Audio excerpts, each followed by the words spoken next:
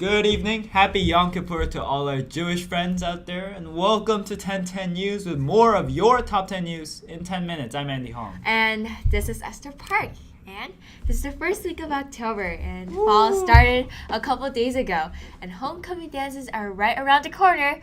Remember to have fun, guys. Of course, I'm not going, because I'm a loner.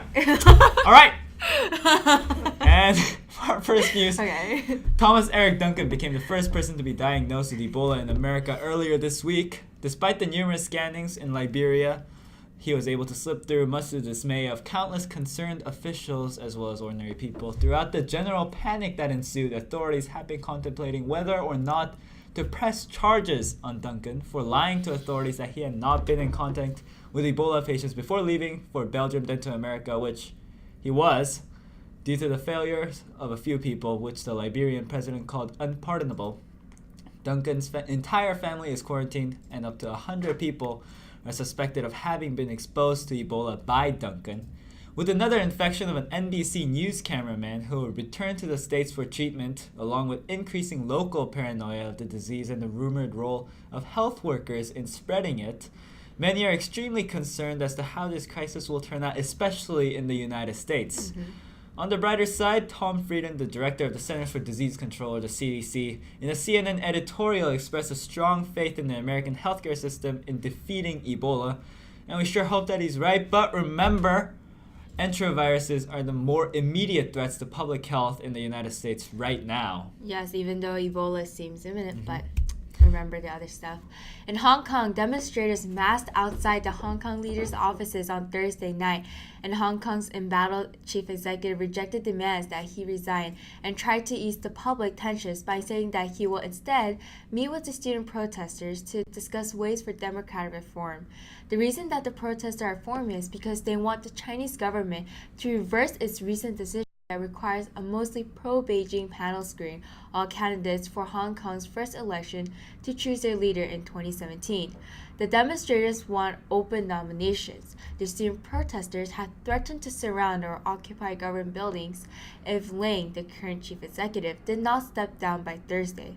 Hopefully, through these talks, they can reach a compromise and establish peace in their country. Meanwhile, in the Middle East, in light of another beheading of an English aid worker in the hands of ISIS, the United States gained another ally in its war against the group, Turkey.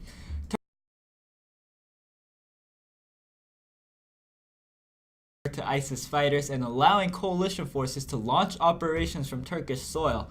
Turkey has rather been reserved when it comes to anti-terrorist operations, but when ISIS forces began expanding toward the Turkish border in the name of their caliphate, attitudes began to change.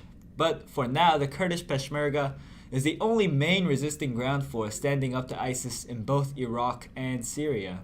And just a few days ago, a knife-carrying intruder jumped over the gate of the White House and made it all the way into the White House East Room until the Secret Service were able to put him down.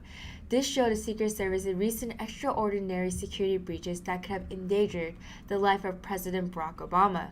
There were bipartisan calls for Secret Service Director Julia Pearson's resignation this week, which was announced on Wednesday. There was a bipartisan agreement on the need for a wide-ranging independent investigation. Republicans, typically critical of Barack Obama, have been just as full-throated as Democrats in voicing concerns about his safety. Both members of the parties are pledging vigorous efforts to ensure that Pearson's resignation ushers in new culture changes at the Secret Service, where morale has been battered. This investigation conclusions are due on December 15th. I really hope that they find out what's going on within the Secret Service and ensure that president is safe. Well, the safety of the president is certainly important, but internet safety is once again an issue as millions are affected by a cyber attack on JP Morgan Chase. The attack involved the accounts of, according to the New York Times, 76 million households and 7 million businesses. As disclosed only yesterday, this attack comes after two other staggeringly large attacks on Target and Home Depot. Target, which some people call Tarjay. Tarjay. Unfortunately, JP Morgan has been losing security staff in an unsettling rate, which is certainly not helping the situation. There's some suspicions that the extremely organized and detailed attacks were sponsored by the Russian government, but there is no official corroborating evidence to back that claim. And in Britain, Britain's Prime Minister David Cameron pledged support for Afghanistan's newly sworn-in president and the country's new united government on Friday. During a surprise visit to Kabul, he said that Britain is committed to helping Afghanistans build a more secure and prosperous future. Cameron was the first of the world leaders to meet Ashraf Ghani Ahmadzazi, Afghanistan's second elected president since his inauguration on Monday. He spoke about the ISIS as he explained how Britain joined the US-led coalition of nations that are launching airstrikes against the militants.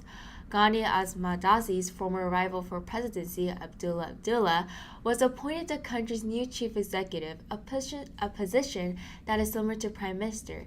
In addition, Cameron pledged £178 million, which is equal to $287 million a year until 2017 to support education, health, and other public services in Afghanistan.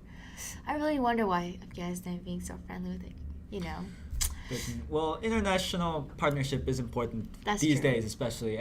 But in America, a year-long battle between an abortion legislation in Texas is now beginning to shift toward the side supporting it, as a federal appellate court said yesterday that the state of Texas can enforce the extremely stringent law. The law, according to the New York Times, require all abortion clinics in the state to meet the same building, equipment, and staffing standards as hospital-style surgical centers, standards that abortion providers said were unnecessary and costly, but that the state argued improved patient safety. Soon after the decision, 13 abortion clinics were forced to close. It is noteworthy to mention that 2 of the 3 judges were appointed by Republican presidents and 1 by President Obama. It is a sad reality that every issue is heavily influenced by party politics and not solid reasoning. To serve you as a reminder, in California, the drought has not disappeared but worsened. Now in its third year, the state's record-breaking drought is being felt in many ways. Vanishing lakes and rivers, lost agricultural jobs, fallow farmland, rising water bills, suburbans' yards gone brown. But nowhere is the situation as dire as in East Porterville, a small rural community in Tulare County where life's daily routines have been completely upended by the drying of wells and in turn the disappearance of tap water. We really need to conserve water because California will feel this impact soon. Well, if we're not feeling the impacts of it already, like today is dreadfully hot. But for today's science news, between 1930, when Pluto was first discovered by astronomer Clyde Tombaugh, and 2006, when Pluto was demoted from the status of planet by the International Astronomical Union, the quasi-planet has not even made a full orbit around the Sun. As the satellite New Horizons, which is due for arrival in July of next year, hurtles to Pluto, astronomers are once again asking the critical question, is Pluto a planet? Again, yeah. Many argued that Pluto cannot be considered a planet because it has not cleared the general area around itself of other celestial bodies. But at a recent Harvard panel discussion, the audience voted that yes, Pluto should indeed be considered a planet. Also, New Horizons principal investigator Alan Stern explained that according to the IAU's explanation, if you put Earth where Pluto is, it would be still excluded. Clyde Tombaugh's great-nephew, Dodgers ace pitcher Clayton Kershaw, explained in an interview with Jimmy Kimmel half-jokingly, half-seriously, it's been a huge problem in the Kershaw-Tombaugh side of the family for years. They took it away.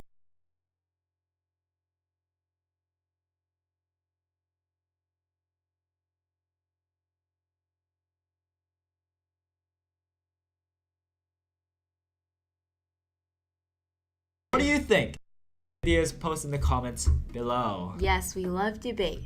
And this day in history, at the end of a sensational trial, the former football star O.J. Simpson is acquitted of the brutal 1994 murder of his estranged wife, Nicole Brown Simpson, and her friend, Ronald Goldman.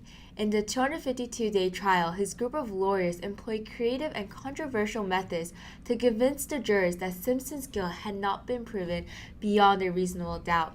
In polls, a majority of the African Americans believed Simpson to be innocent, while the white Americans were confident of his guilt. The jurors just took 4 hours of deliberation to reach a verdict of not guilty on both murder charges. On October 3, 1995, an estimated 140 million Americans listened in through media as the verdict was delivered. However, Simpson did not escape easily as he ran into legal problems again because he stole some items from a Las Vegas hotel. Also, he was found liable for several charges related to murders in a civil trial. So the moral is, Don't do immoral things. This is Esther Park. And I'm sure there's another moral. What happens in Vegas does not just stay in Vegas.